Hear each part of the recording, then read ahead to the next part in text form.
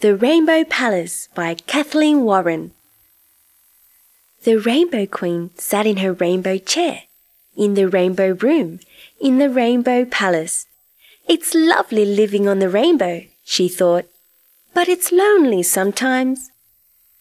She took her rainbow binoculars and climbed the rainbow steps to the top of the rainbow's arch. She looked to the north, she looked to the east, and she looked to the west. Then she looked to the south, and there, away in the distance, she could see 3 small smudges that seemed to be moving towards her. As she looked, one smudge became clearer. "It's the good ship Feathersword," she cried, "and there's the captain himself standing on the deck. Ahoy there, Captain!" Captain Feathersword seemed to be leaning over the rail, talking to someone in the sea. "It's Magdalena the mermaid," the Rainbow Queen laughed, "and she's pointing this way." The Queen turned her binoculars to the second smudge. "It's a hot air balloon," she thought, "and there are Dorothy, Wags, and Henry. I do hope they are coming to visit." The third smudge was clearer now, and the Rainbow Queen could see the big red car parked near a river. Where are the Wiggles? She wondered. She looked around. There's a football match going on, and I do believe that Anthony has just made a touchdown. The sound of music floated on the air, and the Queen saw Jeff conducting a violin trio. "There's Greg," she smiled. "He's painting a picture. And over there, Murray's playing in a rock band." As she watched, the 4 friends finished playing football and making music and painting. Greg pointed to the rainbow, and they all hurried toward the big red car. The Queen clapped her hands. "Visitors at last!" But the Wiggles walked right past the big red car. The Queen felt disappointed.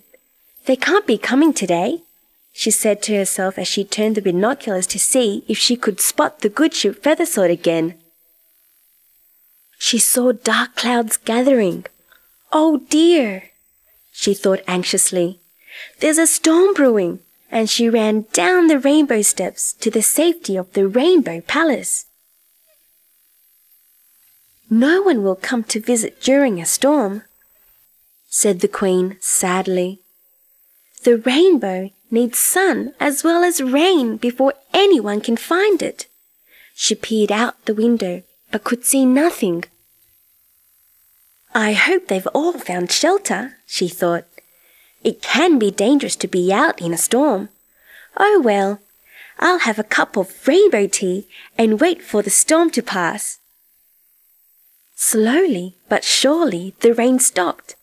The clouds blew away and the sun peeped through. The Queen clapped her hands. "They'll be able to see the rainbow now." She looked through the window, and there was the good ship Feathersword sailing out of a bay, where it had taken shelter during the storm.